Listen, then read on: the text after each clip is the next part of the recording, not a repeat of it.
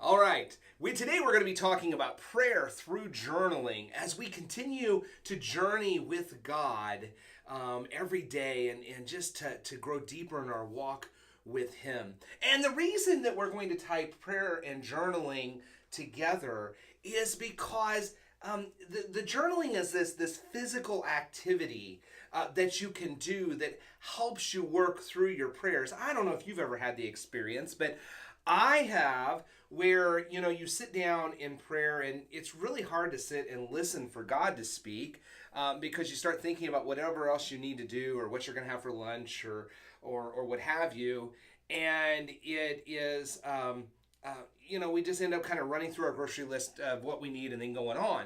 I want to challenge you that prayer can be deeper, and that if you use it with journaling, you can actually learn how to carry prayer throughout the day so that you can begin to understand what Paul meant when he told us to pray continually. And so here's what I'm going to challenge you to do. I'm going to challenge you to get a notebook of some sort. You can pick these up at bookstores, discount stores like Walmart, or on Amazon. Just get you a notebook, and then here's what you're going to do. You're going to start out by writing at the top of the page your context. Now, context may just be date. It may be the place where you are, especially if you don't do this in the same exact spot every day. And so you might want to put the place. So if you're interested in the weather, the temperature, I like to write that in a lot of days. You might also indicate maybe what your mood was. Did you sleep well the previous night? Has it been a long week? Are you feeling really just happy and energetic this morning? Or are you feeling kind of lethargic and maybe a little under the weather? That's your context. The next thing that you're going to write is what did I read today? And so you'll put, if you're reading through with some kind of a reading plan, you may put, hey, I read James chapter 2 and 3 today.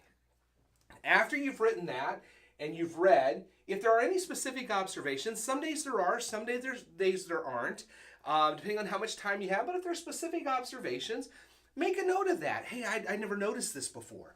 Or hey, this really spoke to me.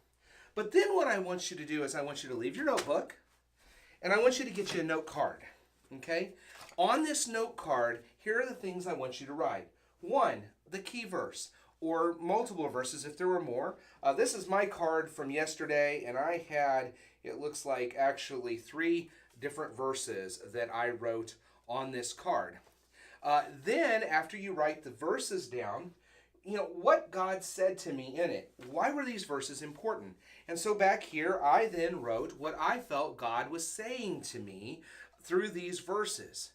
And then I also jotted down a couple of prayers that I wanted to carry with me that day, things that were important. Now, why you're going to do this on this note card is because you can take this and you can put it in your pocket. And now, I don't know about you, but especially with the advent of smartphones, we have a habit of when we're sitting waiting on someone, maybe your spouse has run into the grocery store and you're sitting in the car, you're waiting at the doctor's office, or you're just waiting for your cup of coffee to brew. We have a habit of pulling these out and looking at Facebook or Twitter or Instagram or the like. And what I challenge you to do is that before you pull this out, that you pull this out. And by doing that, you go back to this moment where God spoke to you. See, because that's part of prayer. Where God spoke to you and you reread the verse. And you reread and are reminded about what it was that you felt God was saying to you. Oftentimes, I've found that through the day I add even more to that. Because as I've thought about it, prayed about it, reflected upon it, I've seen more of what God wanted to tell me. Plus, you can remember these prayers that you started with.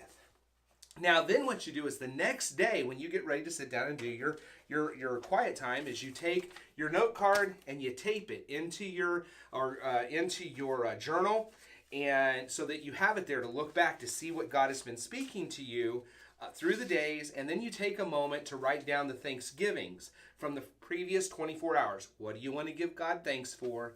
And then you start your next day. And see, this will be going right there.